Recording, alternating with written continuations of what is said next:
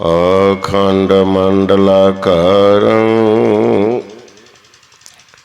व्याप्तं येन चराचरं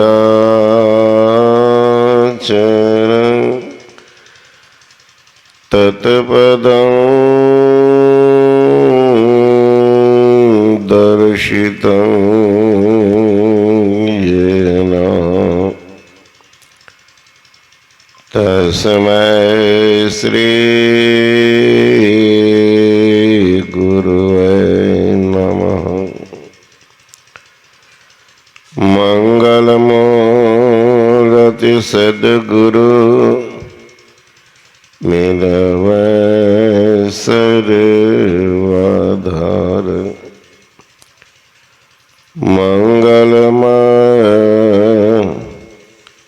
मंगल करनो विनवारंभ।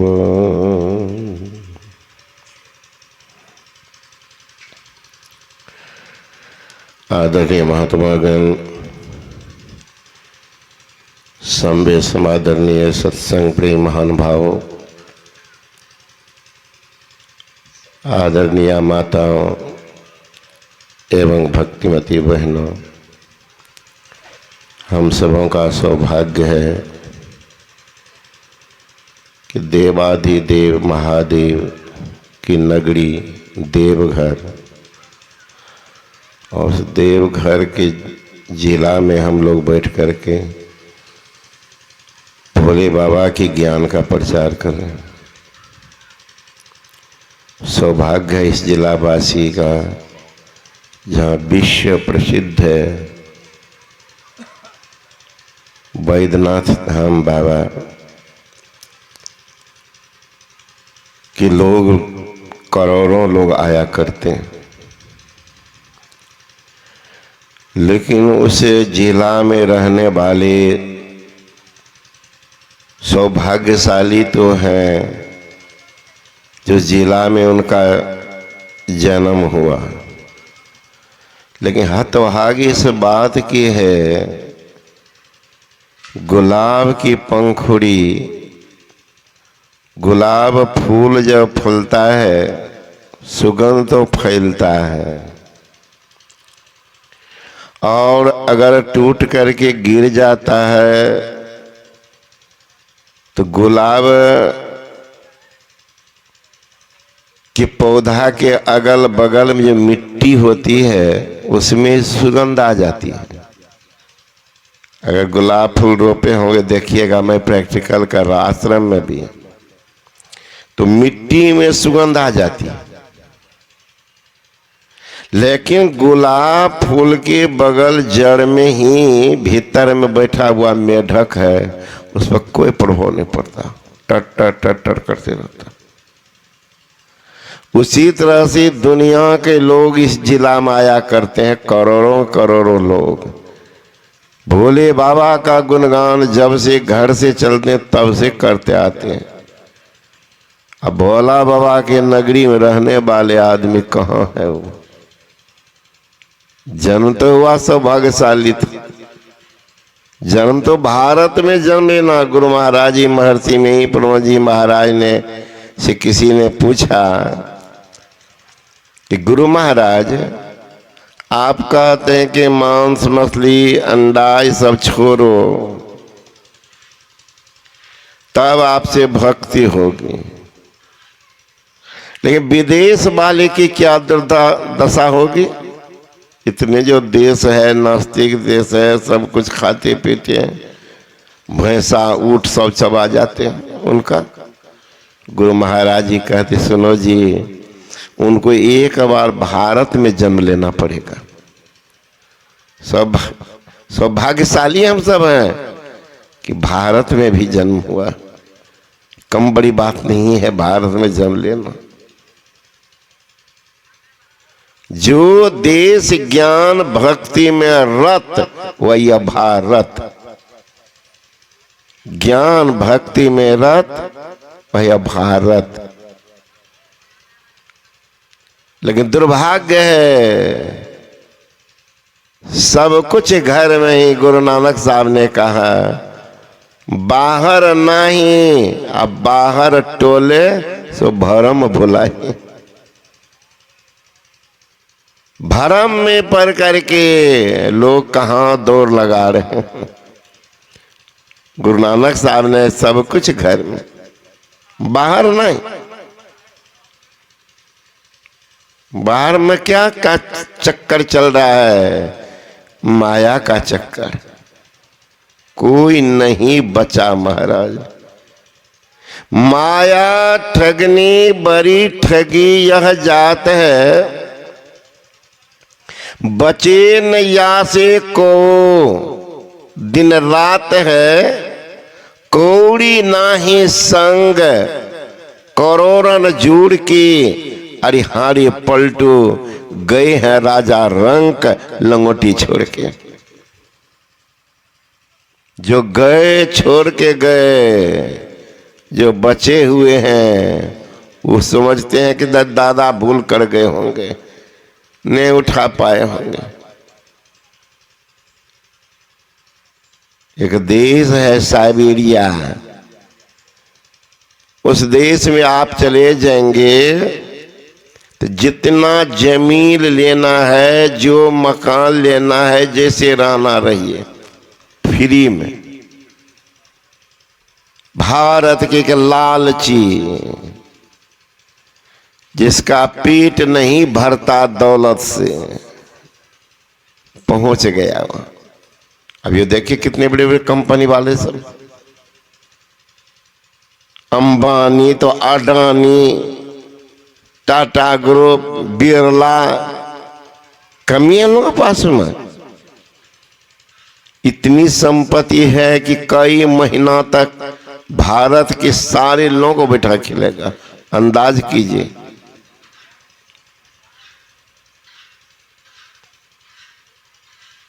एक बार तो ऋषिकेश के महात्मा जी आए थे महेश जोगी गुरु महाराज जी के पास में, भागलपुर के बरारी में 78 में अखिल भारतीय महाधिवेशन पाए हुए थे। भावातीत पर बोलते थे। हमारे सत्संगी तो बिंदु नाद के बाद जान में थोड़ा बोले तो गुरु हल्ला कर दे।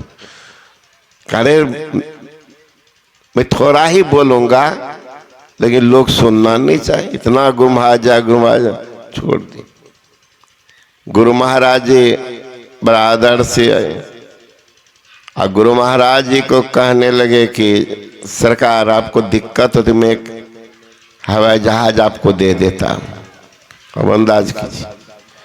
गुरु महाराज कहते हैं बहुत आपकी श्रद्धा, मैं नमन करता हूँ, लेकिन हमारे सत्संगी तो साधारण महात्मा जाते थे, विदाई का पैसा नहीं दे पाते। बाबा न चंदा भले के देते, ये हवाई जहाज का खर्चा हमको कौन देंगे? तो कहा कि खर्चा भी हम देंगे। गुरु महाराज जी कहते ठीक है, जरूरत पड़ेगी तो लेंगे। कितना होगा? एक बार बोले थे वो, उस समय प्रधानमंत्री श्रीमती इंदिरा गांधी जी थी।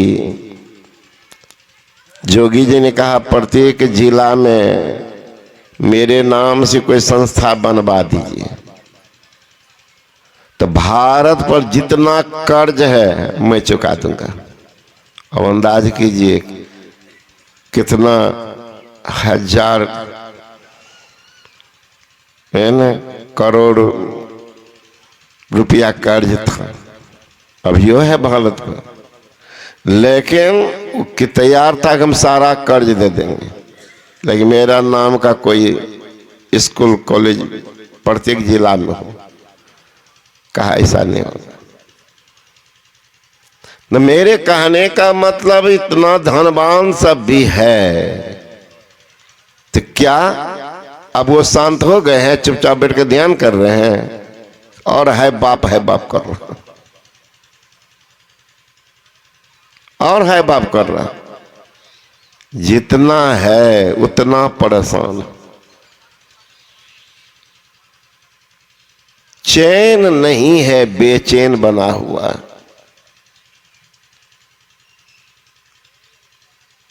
ध्यान रहे हैं कि सब गए, कुछ नहीं ले गए। लेकिन देख लीजिए, अब वो गए तो हम लोग सोच रहे हैं कि हमारे दादा परदादा भूल कर गए, पहले से तैयार नहीं थे। पहले समेट लेते तो लेके चले जाते। धरती तब से है, लगे किन्हीं के साथ नहीं गई है। हम सब भी जाएंगे। धन दौलत से एक दिन खाली होगा हाथ, सिर धुन धुन पछताओगे, भजन जाएगा साथ। उस समय पश्चाताप होगा, कितना जमा किए, किस काम आया, किनके साथ ये धरती गई। धरती तो यूं ही लेकर वह भी न जगे, दुनिया के माली थे। सिकंदर जब चला दोनों हाथ खाली थे। कितना संस्कारी लड़का था सिकंदर। 20 वर्ष की उम्र में ही विश्व विजय का पताका फहरा के चल दिया था। कितना संस्कारी था।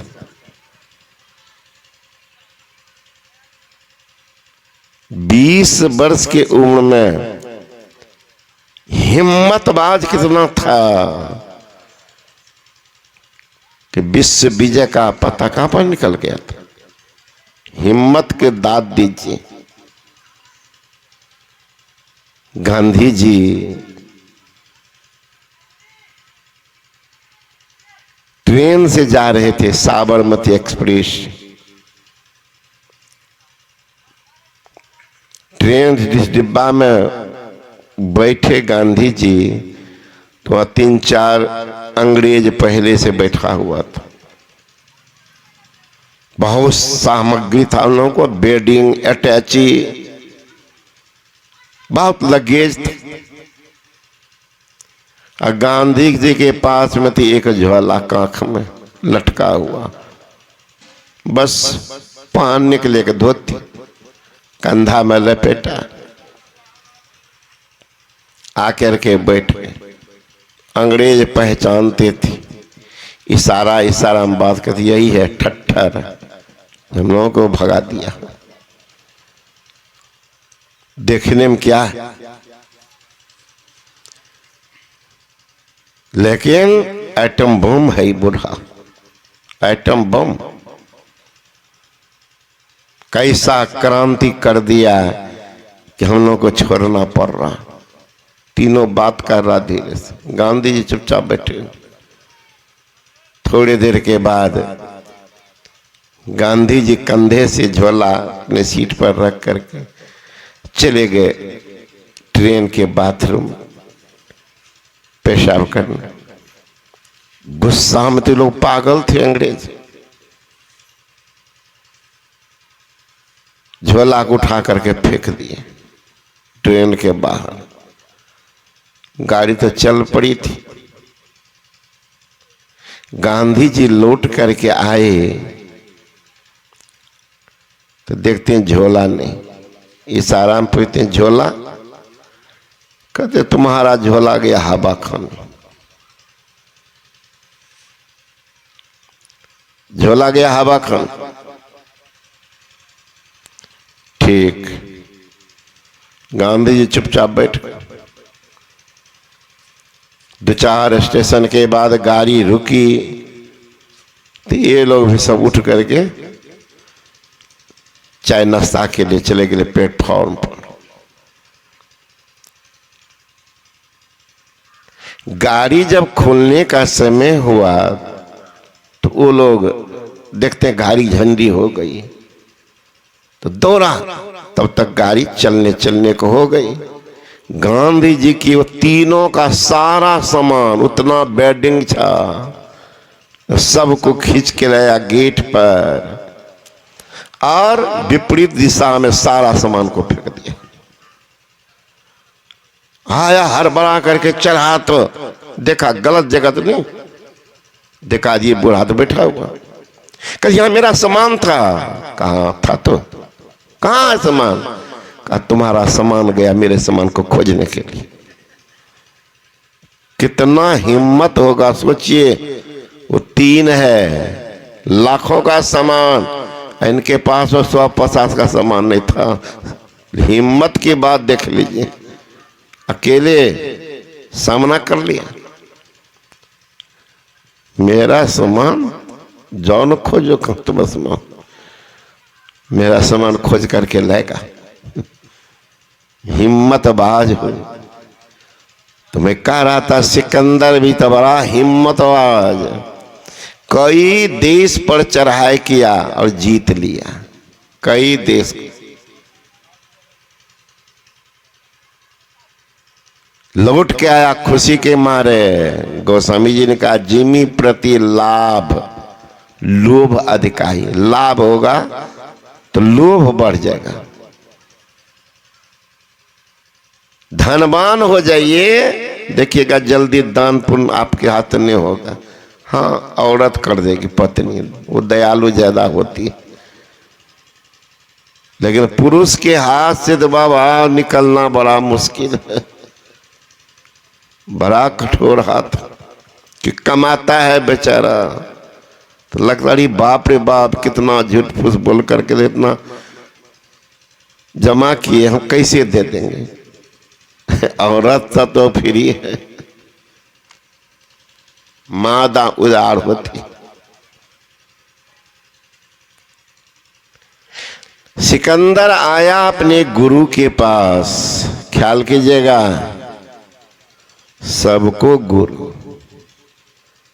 सबको गुरु। जिनके जीवन में गुरु नहीं उसका जीवन शुरू नहीं। धर्मात्मा को गुरु होते हैं, महात्मा को गुरु होते हैं, हिंदू को गुरु, मुसलमान को भी गुरु होते हैं, ईसाई को भी गुरु होते हैं। जो कहते मैं भगवान को नहीं मानता, नास्तिक को भी गुरु होते हैं। नास्तिक का भी कोई गुरु है जो नास्तिक बना दिया है, कहते सुनते।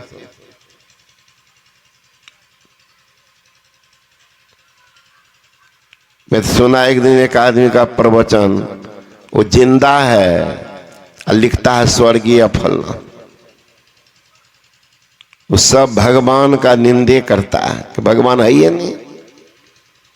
भगवान रहता तो काशी विश्वनाथ का लूट के कैसे ले गया सारा सामान, गजनी सोना चांदी कैसे ले गया। माना उल्टी पुल्टा क्या क्या क्या क्या बोलते रहा। उसका गुरु पे चला है आजकल, आप लोग भी सुने होंगे।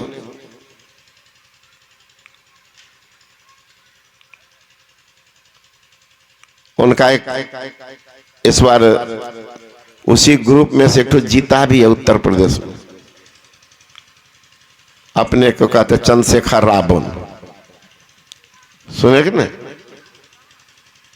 आप लोग सुने होंगे, जीता हुआ है रावण। तो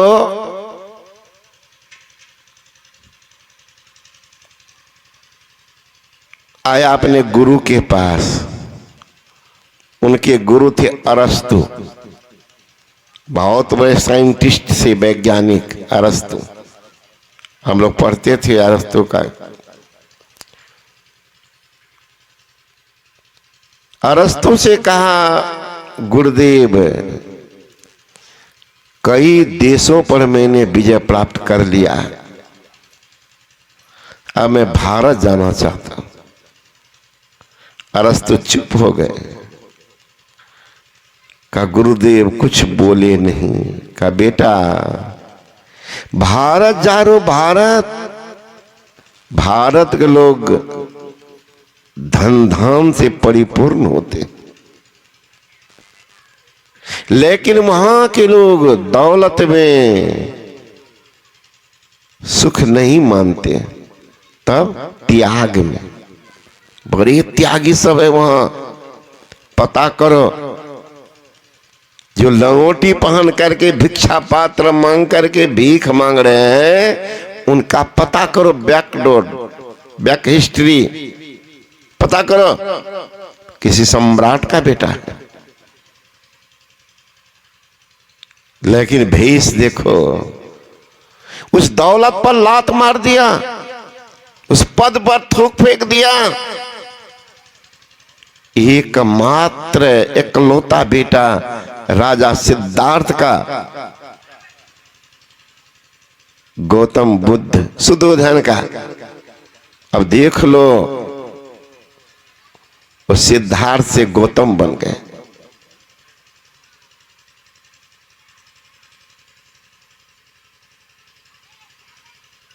महावीर, भगवान महावीर कितने बड़े सम्राट के बेटा, ध्यान में बैठे, कपड़ा गल गया, सड़ गया, नंग धरंग हो गए। सम्राट का बेटा। गोपी चंद बंगाल के राजा है, तिलक चंद उनके बेटा है। कोई बंटवारा करने वाला ऐसा होता है, भाई भाई में झगड़ा हुआ, चलो बाबा जी बन जाते, या कन्या मर गई तो ये बाबा जी बन जाते। आजकल तो कई हाथ से भी बाबा जी बनते। घर में झगड़ा हुआ तो चलो बाबा जी बनेंगे। शादी ब्याह नहीं हुई तो लाचारियों बाबा जी है। ये शादी विवाह हुई, घर में कोई घटना घट गई, पत्नी मर गई, चलो बाबा जी बन जाते हैं। का इनके साथ तो कोई बात थी ना कोई बंटवारा करना, भाई था, बस एकमात्र माँ बाप का बेटा, अब साधु बन गए। दुनिया के लोग क्या चाहते हैं? हाँ, जो हाय बाप हाय मैं कर रहे, किस लिए, क्यों नहीं आए, क्या कहे बाबा, काम था। ये काम किस लिए? संपत्ति के लिए। तो संपत्ति तो बुद्ध को था। उसके बाद क्या चाहिए? संपत्ति है अनुकूल, पत्नी नहीं है। तो पत्नी तो बिल्कुल अनुकूल थी। फिर पत्नी भी सुंदरी थी, यशोधरा। अब पत्नी भी है, संपत्ति भी है, संतान नहीं है, फिर भी लोग दुखी रहते हैं। उनको संतान भी हो गया था। अब क्या देखा? रहने के लिए 6 ऋतु, भारत में 6 ऋतु अनुकूल मकान भी था। कौन में युवराज किस मकान में किस ऋतु में रहेंगे, सारा मौजूद था।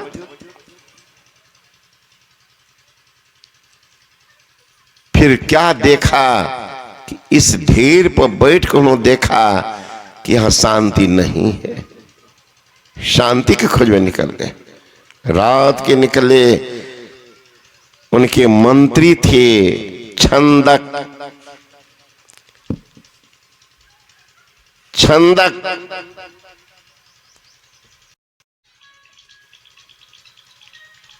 रात को निकले, जो बचपन में गोद में खिलाए थे, कंधा पर घुमाए थे। पूछते हैं युवराज, इतनी रात को कहां जा रहे हैं? कहा छंदक भागो, नगर में आग लग गई। उलट करके देखते हैं, कहते युवराज आग तो नहीं लगी है। कहां देख रहे हो? नगर में। खाली अंतःपुर में आग लगी है।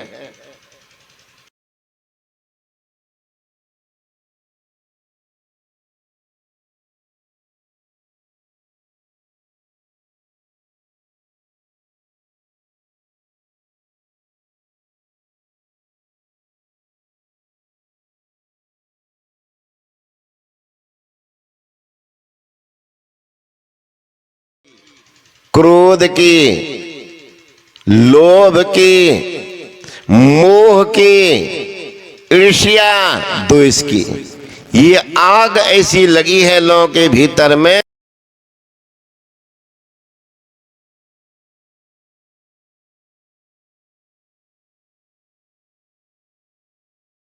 आग ऐसी पैदा हो गई है कि दिन रात जलते रहते हैं, दिन रात जल रहे हैं, उस आग में बेचैन रहते आदमी। ये आग तो जला करके राख कर देते, बस छोड़ दिया।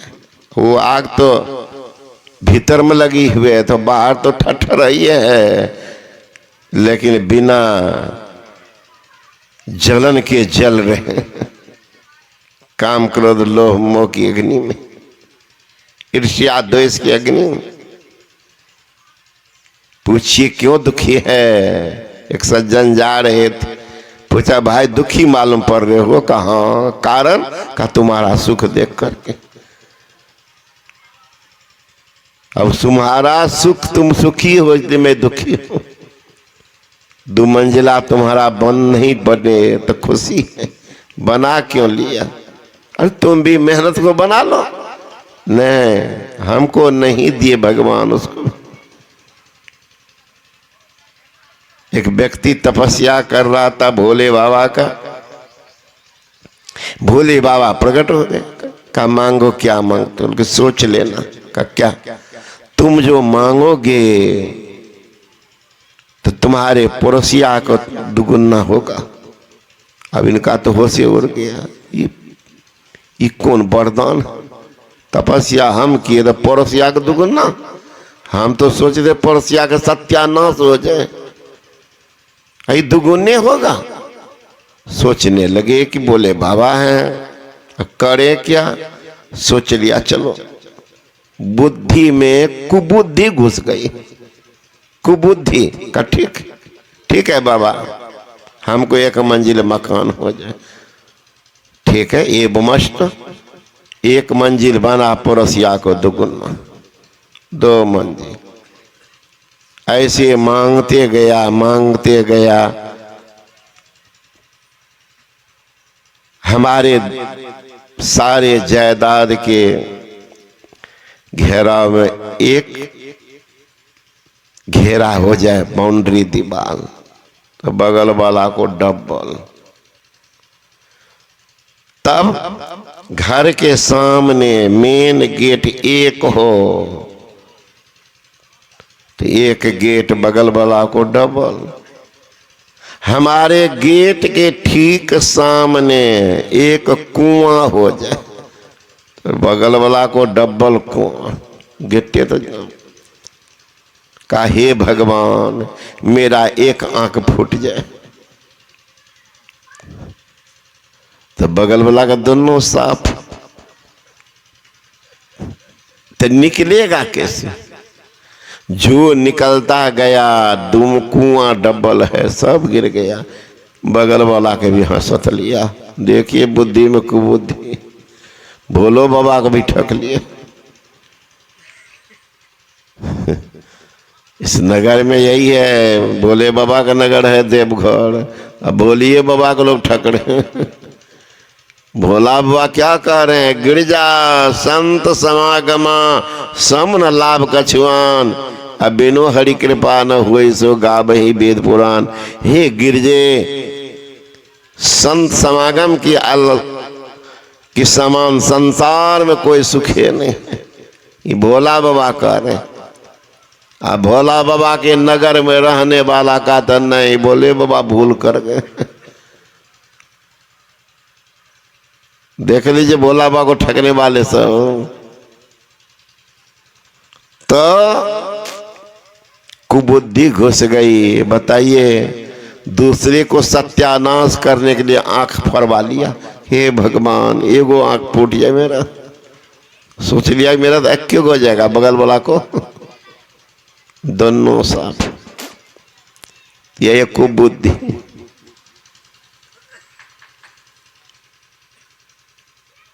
तारस्तु ने कहा कि जा रही हो बेटा तो जाओ, लेकिन ध्यान रखना, ऐसी त्यागी महात्मा का अपमान नहीं करना।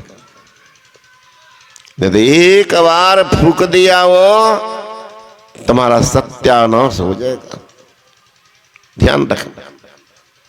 देखो बेटा, विश्व में घूम लिए हो, भारत जा रहे हो, सौभाग्यशाली है भारतवासी।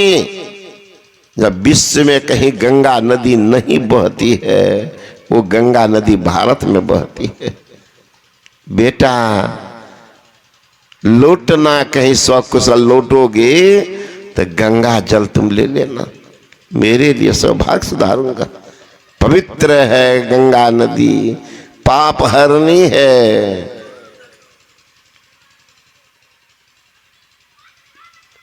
इसलिए देवनगरी से आई है गंगा, देवलोक से। थोड़ा गंगा जल ले लेना, आप पावन को पावन बनाने वाली। दूसरी बात देख लेना बेटा, विश्व में कहीं भगवान श्री के उपदेश नहीं हुआ, उपदेश हुआ है महाभारत संग्राम में अर्जुन को दिया। वो गीता पुस्तक भारत में उपलब्ध होगी, एक पुस्तक भी ले लेना बेटा।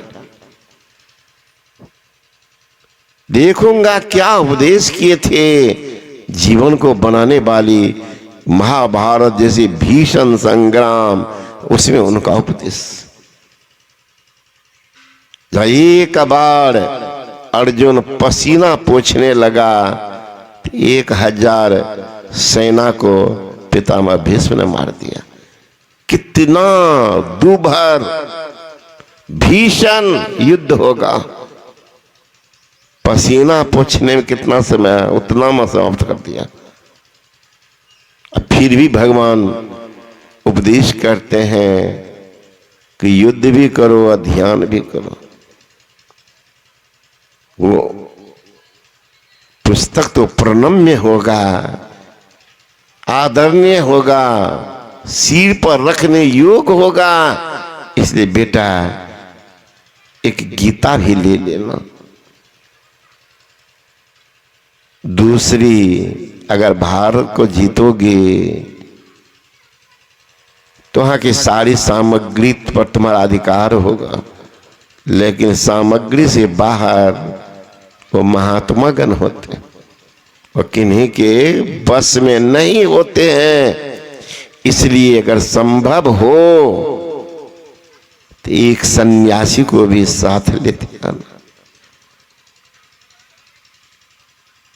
ठीक है गुरु महाराज, प्रणाम करके चल दिए। भारत में कई राज पर चढ़ाई कर दिया।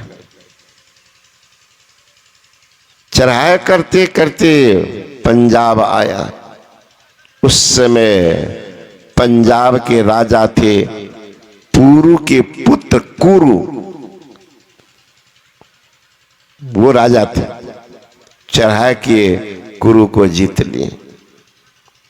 और जीतने के बाद सिकंदर कहते तुम्हारे साथ क्या व्यवहार करें। कुरु कहता मेरे साथ वही व्यवहार करो जी एक राजा दूसरे राजा के साथ करते हैं। मैं राजा। हंसी आई सिकंदर को, बुद्धिमान भी था। जो जंजीर से जकड़ा हुआ है, भयभीत होना चाहिए, डरना चाहिए, कांपना चाहिए, दया के भीख मांगनी चाहिए। आदमी का हिम्मत कहता राजा वाला व्यवहार करो।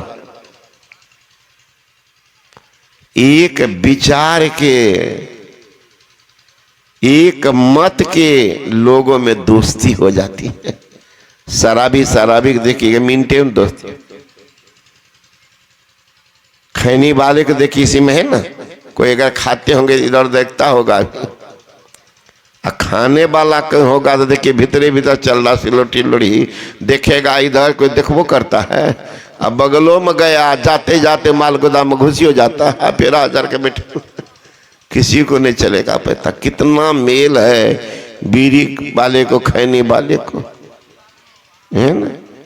एक व्यक्ति दिखा, मैं पीछे में बैठा था, अब बीड़ी पी ले, सुट से ऐसे करके ढक ले। मैंने कहा बाबा पीना ही है तो एकदम दिल खोल के न पीजिए, सेक लेते हैं, दाब लेते हैं, तो बेचारा रगड़ दिया, छोड़ दिया, लाज से नहीं कुछ बोला। गजब गजब का आदमी दुनिया महाराज। बीड़ी पीता तो धुआं को बाहर जाने नहीं देता था। कौन कला है हम उसी दिन देखे। तो कभी कभी वो बैठा था, मुंह तो झांपा था, तो चिमनी से निकलती थी धुआं। चिमनी देखते हैं दोनों नाक से, ये चिमनी से धुआं निकल जाती थी। हमको गजब आदमी है। मेरे बात बुलाया उनको, कहा सुनिए सुनिए प्रसाद देंगे, लेकिन ये कला हमको बताइए।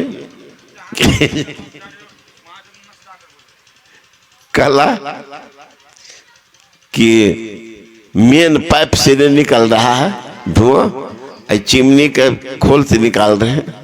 तो बोला बाबा मुंह बंद कर लेते हैं ना, तो सांस से खींचते हैं ना, तो उसी में निकालते। नहीं तो इसको सीखे होंगे, कहाँ थोड़ा अभ्यास किए। कल गजब आदमी सब है, ऐसा भी अभ्यास है। तब सोचिए उसका दोस्ती कैसे है। तो उसी तरह सिकंदर जी का इतना हिम्मतबाज है कुरु, तो दोस्ती हो गई। दोस्ती हाथ मिलाए, खूब चल रहे हैं, फिर रहे हैं, घूम रहे हैं। कुछ दिन रह गए तो एक बार राजा कुरु ने कहा कि मित्र, हमारे घर से घरवाली बोलती है कि इतनी मित्रता है, यूनान से चल के यहाँ आया है, यूनान के बादशाह हैं। भारत में रंग बिरंग के फल होते हैं कि विश्व में कहीं नहीं होता। रंग बिरंग के। तो एक बार बुलाइए घर का, ठीक चला जाऊंगा। तो आया, भोजन सामग्री तैयार थी। बैठे भोजन करने के लिए एक छोटी सी 12 साल की बच्ची थाल परोस करके आई। तो थाल तो ढका रहता, सभ्य लोग की देखिएगा, साधु बाबा जी की ऐसे नहीं लेके चलते हैं, चलना भी नहीं चाहिए पवित्रता के ख्याल से। तो ढकी थाली आके रख दी, फिर दौड़ के गई किचन रूम से अपने पिताजी के लिए थाली ला के रख दी। बच्ची हाथ जोड़ कहती हैं भोजन किया जाए, थाली हटाते हैं। तो सिकंदर के थाली में सोना चांदी हीरा जवाहरात नीलम पुखराज हर कटोरी कटोरी में सजल था। एक गिलास पानी। उनके पिताजी के थाली में चावल दाल सब्जी खीर पुआ मलपुआ तरह तरह के सामान, यहाँ के भारतीय फ्रूट्स। बहुत देश वाले तो महाराज जानते भी नहीं कि आम कैसा है, उसको आम्र फल कहते हैं। आप कहते बहुत देश तो छोड़ दीजिए, आपके देश में दिल्ली वाले सब एक आए थे बैजनाथपुर आश्रम, तो आम जो था तो छोटा बच्चा कहता था अपने बाप से ओरिजिनल आम देखे हैं। तो उसका भाई झूठ बोलता है, झूठ बोलते हैं, क्रिया खाता था, ओरिजिनल आम हम देखे हैं। वृक्ष। कुप्पा घाट आया था, एक महामंत्री थे, देखा आम ये तार के गाछ में तार, तो हमसे कहते हैं कि बाबा ये क्या है? मैंने तार है। तो खाते हैं? हाँ खाते हैं आदमी।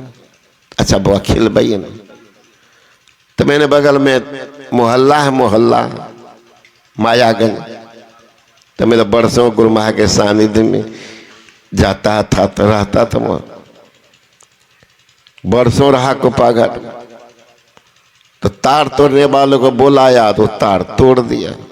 तो तोड़ के बाद में बोले इसका निकाल दीजिएगा। तोड़ दिया। वो लोग सोचे यही खाते, अब वही तार का मुंह मत काटे, भला वो खाया जाए। बूढ़ा हो गए बताइए।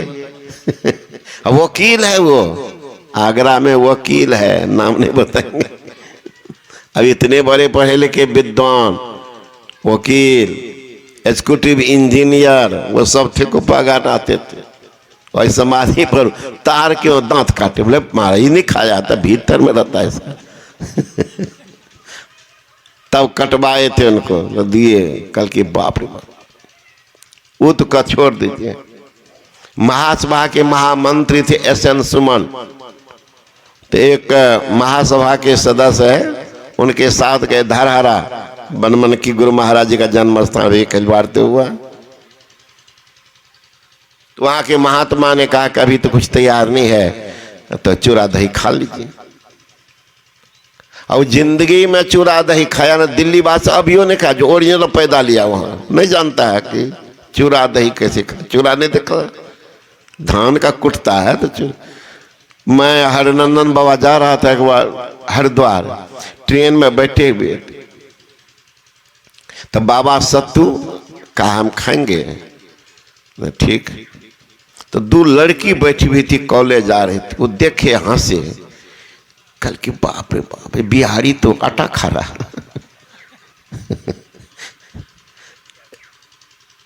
आटा। आनंद बात सुन लिए, तो हमसे बोलते कि सुन लिया है? हमने जी, क्योंकि बिहारी जो ना आटा खा रहा, आटा। वो लड़की का तो हंसी लगे, उठ करके चली गई। और दूसरे रूम में हम लोग वहाँ बैठे थे, तो चूड़ा खा रहे थे। कल की तो लकड़ी का बुरादा चबा रहे हैं बाबा जी से, लकड़ी का बुरादा चबा रहे हैं। तो ये कहती थी, कह रही वो लकड़ी नहीं मशीन में करता था, गिरता नहीं है, वही है। तो बाबा लोग लेकर के उसी में नमक मिला के खा रहे लकड़ी। अब अंदाज की हम लोगों की घटना की बात है, हरिद्वार में था सत्संग, उसी में ट्रेन में जा रहे थे। तो वो चूरा दही खाए थे। आज जो बिहारी थे वो महासभा के सदस्य, वो तो अपना मिला दिया, गुरु महाराज का भगने लगते, वो चूरा दही को मिला कर सरासर खींच दिया। ये क्या करे, एक बार चूरा लेकर फाँक ले, एक रतिया उंगली लगा दही चाट ले। चूरा फाँक करके उंगली लगा के दही चाट ले। तो वो नहीं बोले उनको, वहां कहा इनको बेवकूफ बनाना। आए कुप्पा घाट, तो कुप्पा घाट हमसे कहते हैं कि जाने छिए सुमन जी दही चूड़ा खाल नहीं जाने चाहिए, नहीं जाने चाहिए ना। मैंने कहा कि सुमन जी चूड़ा दही चलिए आज हम लोग, नहीं नहीं खाएंगे। क्यों? बहुत चबाना पड़ता है। कितना हो के तैयारे न हो, बोले एक रोज सिखा देंगे ना तो रोज खाइएगा। कैसे? चलिए। और ये हरनंदन बाबा जो वर्तमान आचार्य, वहाँ उनके रूम में किसी समय जाइए तो हर वैरायटी का दही रहेगा। दही के बड़े प्रेमी थे बाबा, है ना। रात वाला दही तो 3 बजे सुबह पड़ते थे, 7 बजे खाते, ऐसा वाला दही सब है ना। तो मैंने चूड़ा लिया, उसको दूध में फुला दिया और दही दिया, चीनी का खाइए, तो मिला ये सबको मिला के खाया। कल की बाप रे बाप, तो अमृत है। ऐसे ही वो भी खाया था वहाँ पर धराराम में। हम बताओ कैसे खा देखे तो हम सोचे से। अब दूसरे रोज से रोज कम सुनता था, तो दूसरे रोज से हरनंदन बाग पहुँच, जब बाबा एक बार चूड़ा दही दे, तो बाबा हमसे कहते कथीली बहिरा के पक पेड़ का दिलिए तंग तंग कर बुरे बुरे बहिरा के पेड़ क्या दिलिए। हाँ अब हमला रोजे कहलक बाबा वही खिला दो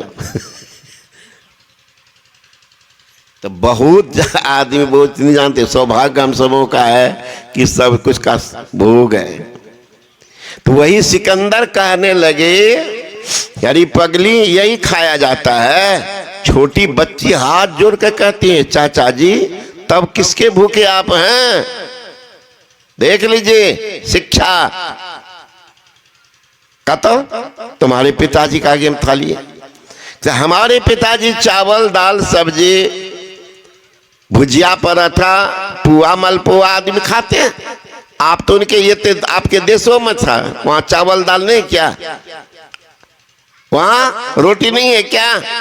आप तो रोटी के भूखे हैं नहीं, आप तो सोना चांदी के भूखे।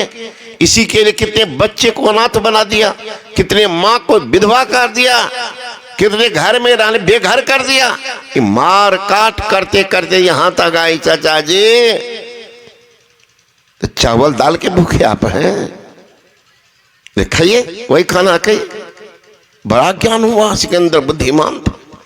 पूछते हैं ये ज्ञान कहां सीखती है?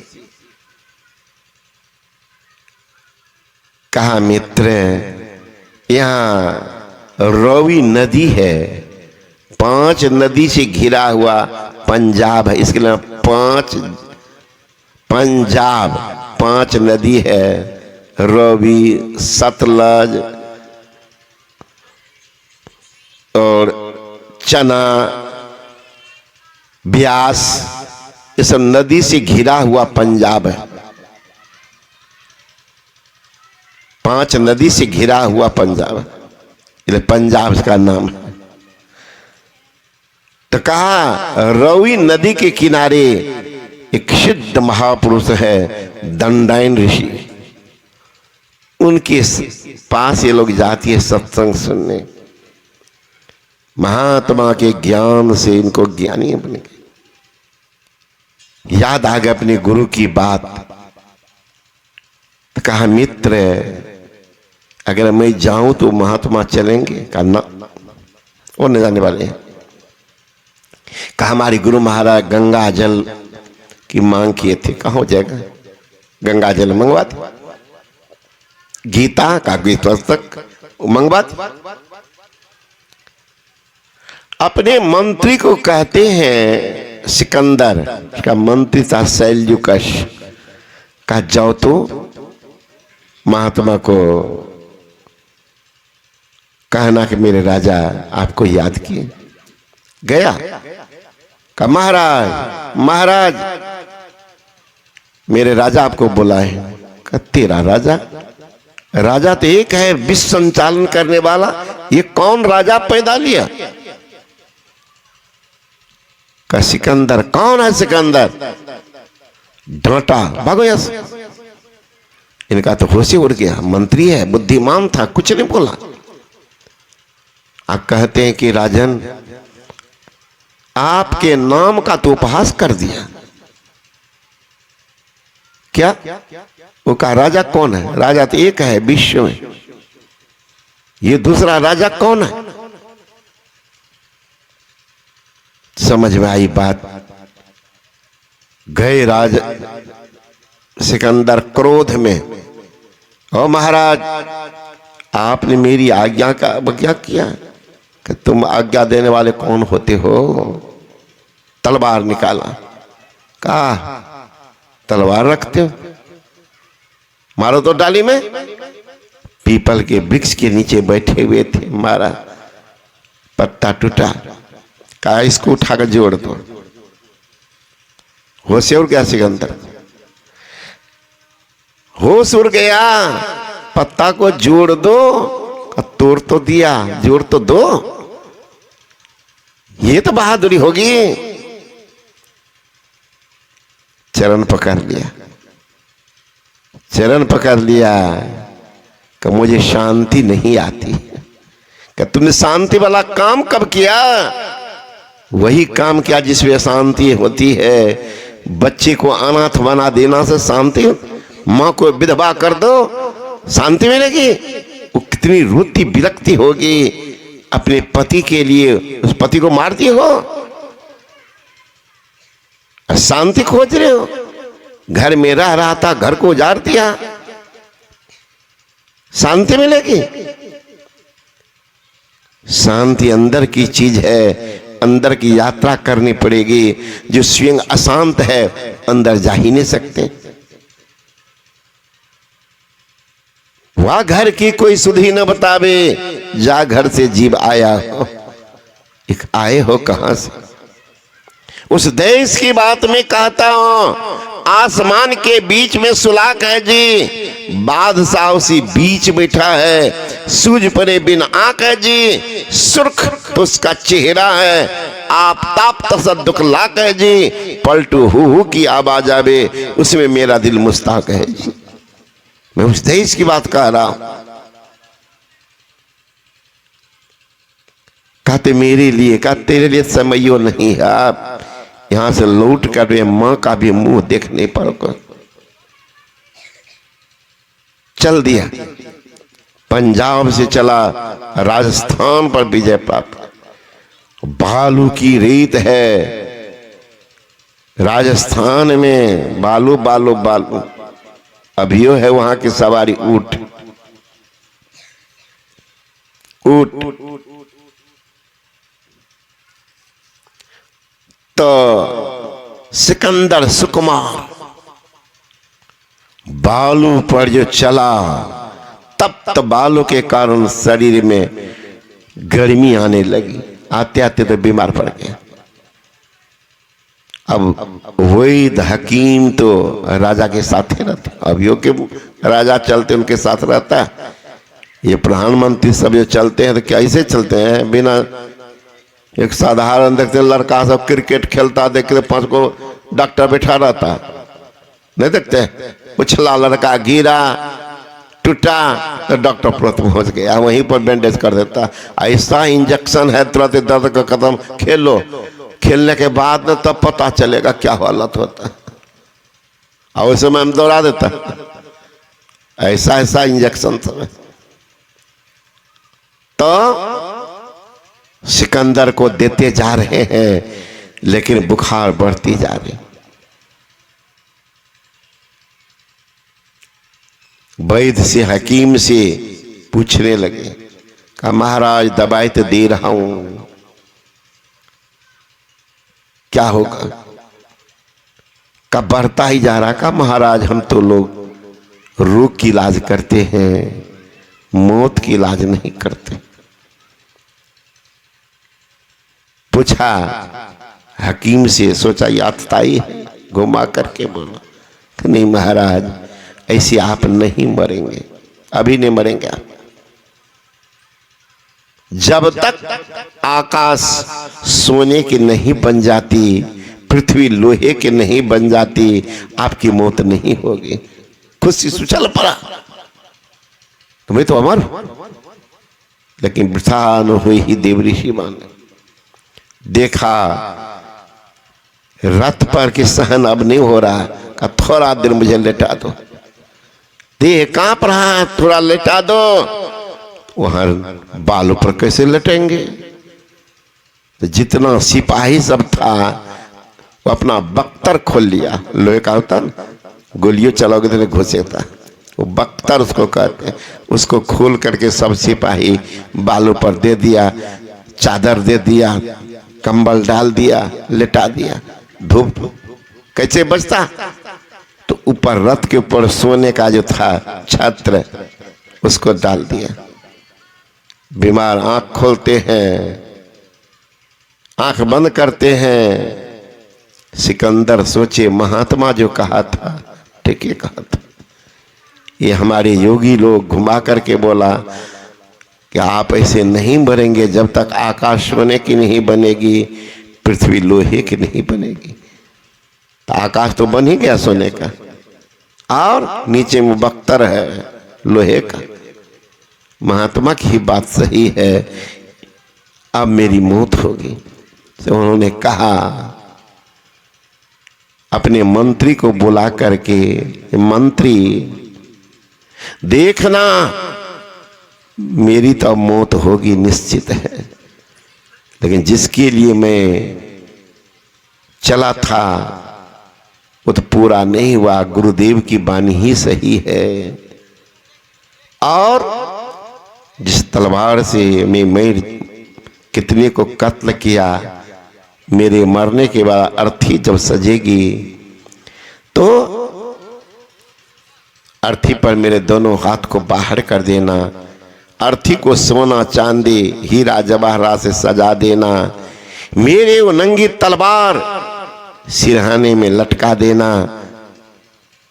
ये सेना फौज को एक कतार में खड़ा कर देना, तब अर्थी उठेगी, चलोगे तो दुनिया के लोग शिक्षा ले सकेंगे कि विश्व का विजय पताका फहराने के लिए चला था सिकंदर, वह भी आज खाली हाथ जा रहा।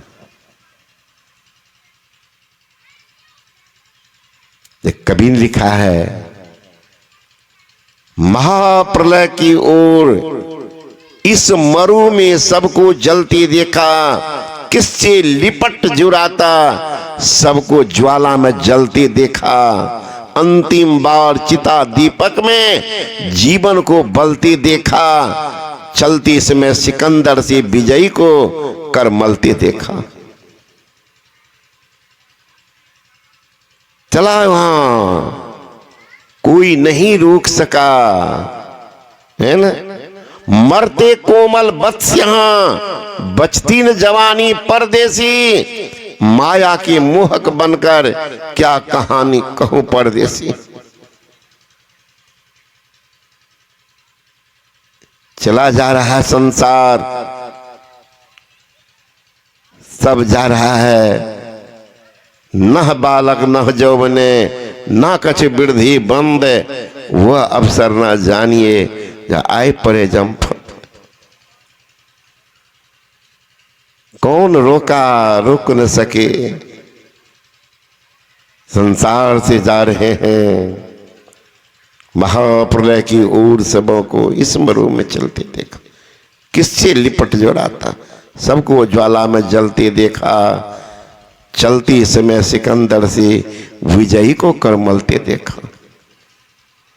रोते जग की अनित्यता पर सभी विश्व को छोड़ चले, कुछ तो चढ़े चिता के रथ पर, कुछ कब्रों की ओर चले।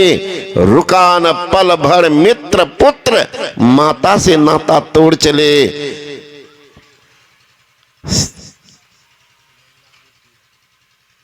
प्रेमिका रोती रही, लेकिन कितने प्रेमी मुंह मोड़ चले। इसलिए संत महात्मा गण कह रहे हैं, जिंदगी कीमती है, किनके भरोसे है, कौन किनका है, जोरू कौन, खसम है किसके, कौन किसके नाते गए।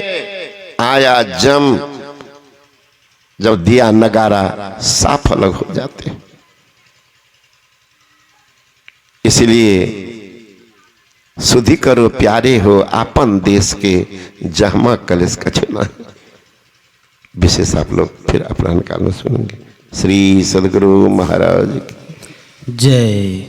श्री सद्गुरु महाराज की जय। अमृतोपदेश देने की कृपा कर रहे थे अखिल राष्ट्रीय संत मत महासभा के वर्तमान आचार्य पूज्यपाद महर्षि योगानंद परमहंस जी महाराज। बहुआयामी आप हैं, बहुआयामी काज, पाकर अपने बीच में पुलकित है हम आज, पुलकित है हम आज। आग लगी आकाश में, चुई चुई पड़े अंगार, संतन होते जगत में, जल जाता संसार। यह धरती धरातल संत महात्माओं के तप और बल के कारण टिकी हुई है, अन्यथा यह पल भर भी ना लगे नष्ट होने में। बोलिए प्रेम से श्री सद्गुरु महाराज की जय। भजन आइए हम लोग भजन का आनंद लेंगे, तत्पश्चात आरती। बोलिए प्रेम से श्री सद्गुरु महाराज की जय।